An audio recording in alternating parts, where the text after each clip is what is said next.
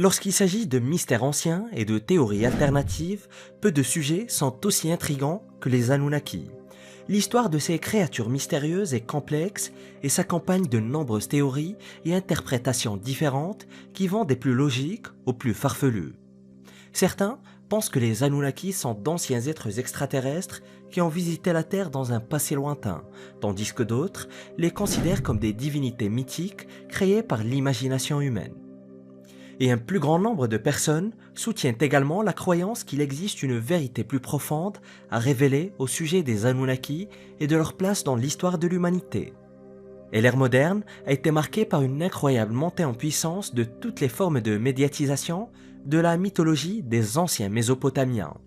Et les écrits d'un certain nombre de chercheurs, parfois labellisés pseudo-scientifiques, et qui proposent des liens entre plusieurs mythes sumériens et la théorie selon laquelle la race humaine a été conçue ou créée par un groupe d'êtres extraterrestres, alimentent également ces tendances croissantes.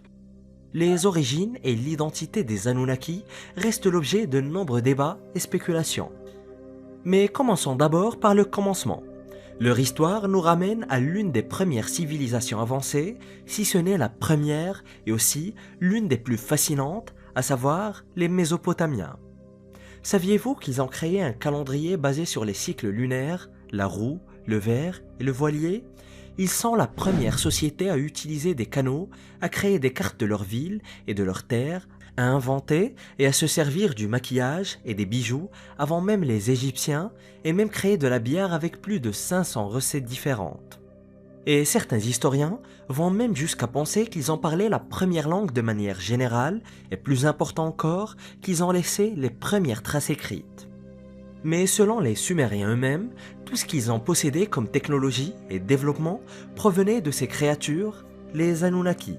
Avant même les dieux grecs et égyptiens, il y avait ceux des habitants de la Mésopotamie. Pour commencer, Anunnaki se traduit par son princier ou semence d'Anu, et non pas ceux qui sont descendus ou encore ceux qui sont venus du ciel sur la terre, comme l'affirment de nombreuses sources modernes. Les Anunnaki sont les divinités sumériennes de l'ancien temps primordial, un panthéon de dieux qui étaient les enfants du dieu du ciel Anu et de sa sœur Ki. Et il est très important de noter que certains chercheurs se sont rendus compte que les Anunnaki devraient plutôt être considérés comme des demi-dieux ou des êtres semi-divins. Apparemment, la sœur d'Anu, Ki, n'était pas considérée à l'origine comme une divinité et ne s'est vue attribuer le statut de déesse que bien plus tard dans l'histoire du mythe. Selon les anciens Sumériens, il s'agissait d'un groupe de divinités qui vivaient sur Nibiru, une planète qui se trouve supposément au-delà de l'orbite de Pluton, parfois même associée à la planète Jupiter. Il s'agissait de divinités célestes et selon les mythes babyloniens, il y avait 300 Anunnaki gardiens des cieux et 300 Anunnaki gardiens du monde souterrain. Et pour les Babyloniens, Nibiru était le corps céleste associé au dieu Marduk. Le nom est akkadien et signifie lieu de passage ou lieu de transition. Et dans la plupart des textes babyloniens, il est identifié à la planète Jupiter, contrairement aux textes sumériens. Et dans la tablette numéro 5 de l'Enuma Elish, il pourrait s'agir de l'étoile polaire qui à l'époque était Thuban, aujourd'hui appelée Alpha Draconis, ou peut-être Kochab, qui est aujourd'hui la constellation de la Petite Ourse. Et le terme Nibiru provient des tablettes cunéiformes sumériennes et d'autres écrits datant de 5000 ans. Les Sumériens pensaient que les Anunnaki étaient venus sur Terre à la recherche d'or dont ils avaient besoin pour leurs desseins. Ils auraient établi une colonie en Mésopotamie où ils auraient enseigné à la population diverses techniques et technologies, parmi lesquelles l'écriture et l'agriculture. Cependant, tout le monde n'est pas d'accord avec cette interprétation. Certains chercheurs, parfois labellisés chercheurs alternatifs ou pseudo-scientifiques, pensent que les Anunnaki n'étaient pas des divinités mythiques, mais plutôt d'anciens êtres extraterrestres qui ont visité la Terre dans un passé très lointain. Ils affirment que les Anunnaki pourraient être à l'origine de nombreuses merveilles technologiques et architecturales de l'ancien monde. Et bien qu'il s'agisse d'une théorie quelque peu marginale, on ne peut nier le fait que les Sumériens ont changé la face de la Terre à tout jamais. Et l'ampleur des progrès et des changements qui ont pris cours en un laps de temps très réduit semble tout simplement miraculeux. et le fondement des futures avancées mésopotamiennes en matière de progrès scientifique et technologique ont été posés par les Sumériens qui ont été les premiers à explorer la pratique de l'hypothèse scientifique, à s'engager dans l'innovation technologique, à créer l'écriture, à développer les mathématiques, l'astronomie, l'astrologie et même à façonner le concept de temps lui-même. Et voici quelques-unes des inventions les plus importantes des Sumériens. La roue, la voile, l'écriture, l'arc en encorbellement, les outils d'irrigation et d'agriculture, les villes, les cartes, les mathématiques, le temps et les horloges, l'astronomie et l'astrologie, les médicaments et la chirurgie. Mais l'un des points les plus controversés reste la théorie selon laquelle les Anunnaki ont très probablement contribué à façonner l'évolution humaine par le biais du génie génétique ou d'une intervention directe. Mais aussi déroutant que cela puisse paraître, ces théories viennent des récits des Mésopotamiens eux-mêmes. Il est évident qu'ils n'avaient pas de terme technique pour désigner le génie génétique, mais ils ont décrit les processus impliqués. Les procédures décrites dans les textes de Mésopotamie, principalement dans le texte sumérien Enki et Ninma et le texte babylonien Atrahasis. Et ils décrivent clairement une fécondation artificielle, en tout cas selon les partisans de ces théories. Les traductions les plus anciennes montrent clairement que lorsque les Anunnaki créent les travailleurs, une sorte de créature humaine est déjà présente. Samuel N. Kramer, par exemple, traduit le vers principal du poème comme suit. « Mère, la créature dont tu as prononcé le nom existe. Attache-lui la volonté des dieux. » Cela indiquerait clairement que pour obtenir la créature qui devait travailler à la place de l'Anunna, la base existait déjà et qu'il suffisait de la modifier. Et d'après d'autres textes, nous savons qu'il s'agissait d'argile, et nous savons aujourd'hui que l'argile montmorillonite est un puissant catalyseur des processus biologiques.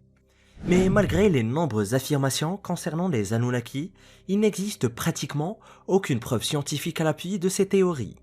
La plupart des historiens et des chercheurs rejettent généralement toutes ces idées sur les Anunnaki, affirmant qu'ils n'étaient rien de plus qu'un mythe ou une histoire fantastique créée par les anciens Sumériens. Cependant, le mystère et l'intrigue qui entourent ces anciennes créatures continuent d'exciter l'imagination des gens dans le monde entier.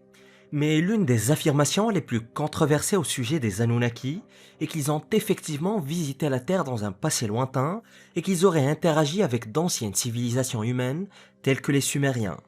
Selon cette même théorie, ils seraient venus sur Terre à la recherche d'or et auraient établi une base en Mésopotamie où ils ont enseigné à la population diverses techniques et technologies et auraient été vénérés comme de véritables dieux. Les partisans de ces théories citent diverses preuves à l'appui de leurs affirmations. Par exemple, certains textes anciens tels que les tablettes cunéiformes sumériennes mentionnent justement les Anunnaki et leur interaction avec les humains. Quand les dieux, au lieu des hommes, ont fait le travail, ils ont porté le fardeau. Le fardeau des dieux était trop lourd, le travail trop dur, les problèmes trop nombreux. Le grand Anunnaki a fait porter 7 fois le fardeau au Gigi, Atrahasis, une ancienne épopée sumérienne sur la création de l'humanité. En ce temps-là, le monde grouillait de monstres et de démons, et les hommes étaient leurs esclaves jusqu'à ce que les dieux créent un champion pour les sauver. L'épopée de Gilgamesh, un ancien poème sumérien. En ce temps-là, les Anunnaki descendirent sur Terre pour gouverner les gens et leur enseignèrent beaucoup de choses. Enuma Elish, un ancien mythe babylonien sur la création du monde. Et toutes ces citations illustrent parfaitement les différentes façons dont les Anunnaki sont mentionnés dans les anciens textes sumériens et babyloniens, y compris leur participation à la création de l'humanité ainsi que leur interaction avec les civilisations anciennes. Et les partisans de cette théorie citent également diverses structures anciennes telles que les pyramides d'Égypte et les lignes de Nazca au Pérou comme preuve d'une technologie avancée qui n'a pu être créée qu'avec l'aide des Anunnaki. Mais la vaste majorité des chercheurs et des historiens restent très sceptiques à l'égard de ces affirmations. Ils soutiennent que la plupart des prétendues preuves de la visite des Anunnaki peuvent facilement s'expliquer par des processus naturels ou par l'ingéniosité humaine. Selon eux, les pyramides égyptiennes ont été construites à l'aide de techniques très simples mais efficaces qui sont bien documentées, et les lignes de Nazca ont probablement été créées pour des raisons religieuses ou culturelles plutôt que pour une intervention extraterrestre. Mais l'argument principal reste le fait qu'il n'existe aucune preuve scientifique à l'appui de l'idée que les Anunnaki étaient en fait des êtres extraterrestres qui ont visité la Terre. La communauté scientifique dominante affirme qu'elle n'a encore trouvé aucune preuve de l'existence d'une vie au-delà de la Terre et que l'idée d'anciens extraterrestres ayant visité la Terre est généralement considérée comme une croyance pseudo-scientifique ou marginale. Et si l'idée d'une visite d'Anunnaki sur Terre est certainement intrigante, elle reste pour l'instant du domaine de la spéculation et de la conjecture.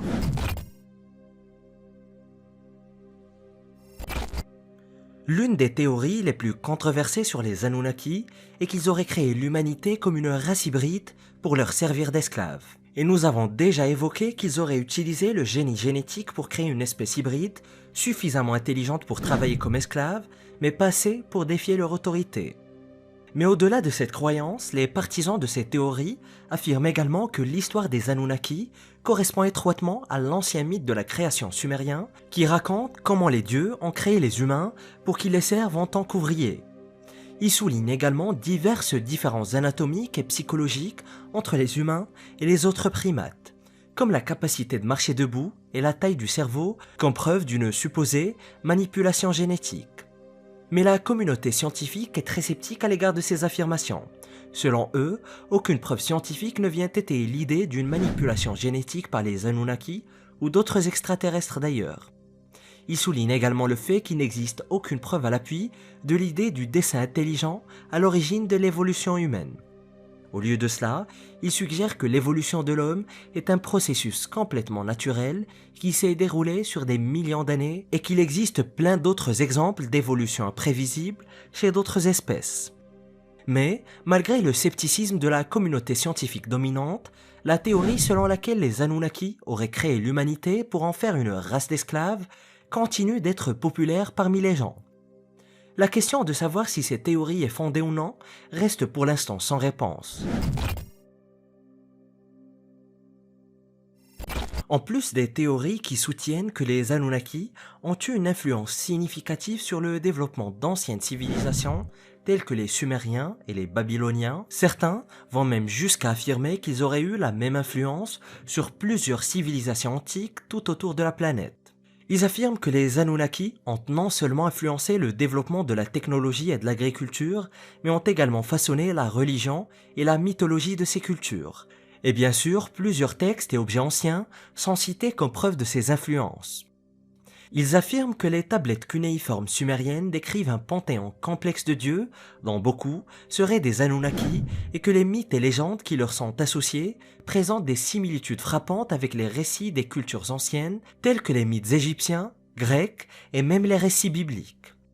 Et comme on l'a évoqué précédemment, ils citent également diverses merveilles architecturales et de technologie de l'ancien monde comme preuve d'un savoir et d'une technologie avancée qui n'aurait pu être acquis qu'avec l'aide des Anunnaki. Cependant, pour les sceptiques, les similitudes entre les mythes et légendes de différentes cultures peuvent s'expliquer par la diffusion culturelle et les réalisations architecturales et technologiques de l'ancien monde sont le résultat de l'ingéniosité humaine plutôt que d'une invention extraterrestre. Nous venons d'évoquer les différents rapprochements faits entre les Anunnaki, ainsi que les différents mythes et mythologies, et même les histoires bibliques.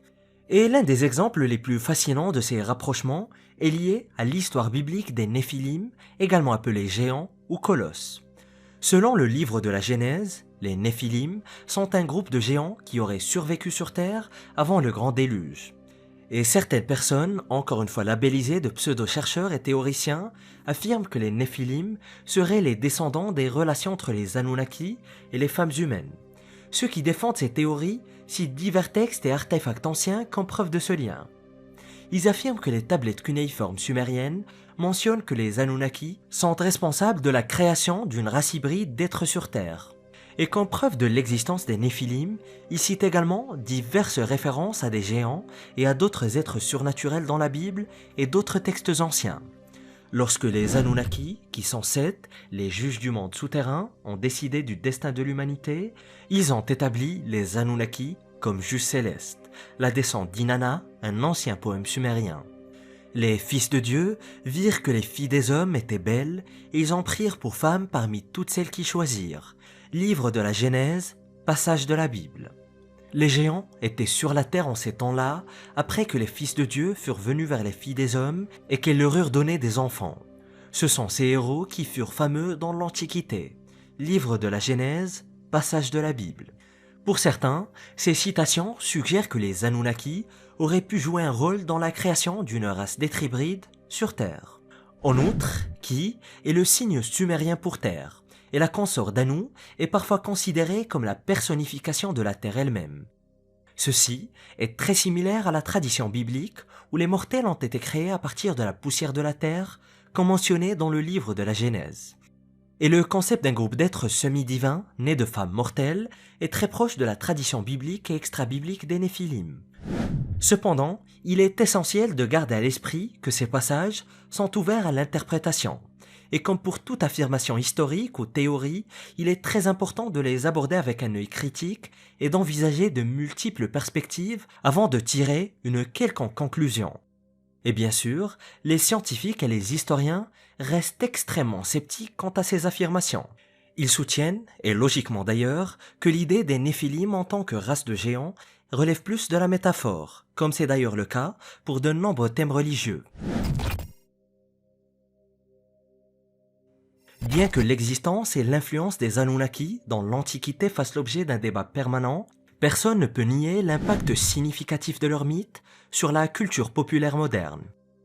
Ces dernières années, les Anunnaki sont apparus dans plusieurs films, livres et jeux vidéo, souvent sous la forme d'êtres puissants et mystérieux dotés de connaissances et de technologies très avancées. De Star Trek à Doctor Who, en passant par le rap, les exemples ne manquent pas. Et outre les films, les Anunnaki ont fait l'objet de nombreux livres et émissions de télévision, dont beaucoup explorent les divers mythes et légendes associés à ces êtres mystérieux. Et malgré leur popularité dans la culture moderne, la véritable nature et l'influence des Anunnaki restent tout de même inconnues. Et quelle que soit leur véritable nature, ils restent un sujet d'étude fascinant et mystérieux. Et leur influence sur la civilisation antique et la culture populaire moderne continue d'être une source d'intrigue et d'inspiration pour de nombreuses personnes. En fin de compte, l'histoire des Anunnaki reste un sujet de débat et de spéculation, et chacun a le droit de décider pour lui-même de ce qu'il croit au sujet de cette race d'êtres mystérieux et énigmatiques. Simple mythe ou chapitre perdu de notre histoire, les théories et les croyances divergent, mais la fascination et l'émerveillement restent les mêmes. Et découvre les souverains les plus sanguinaires aux actions les plus folles de l'histoire en cliquant sur cette vidéo.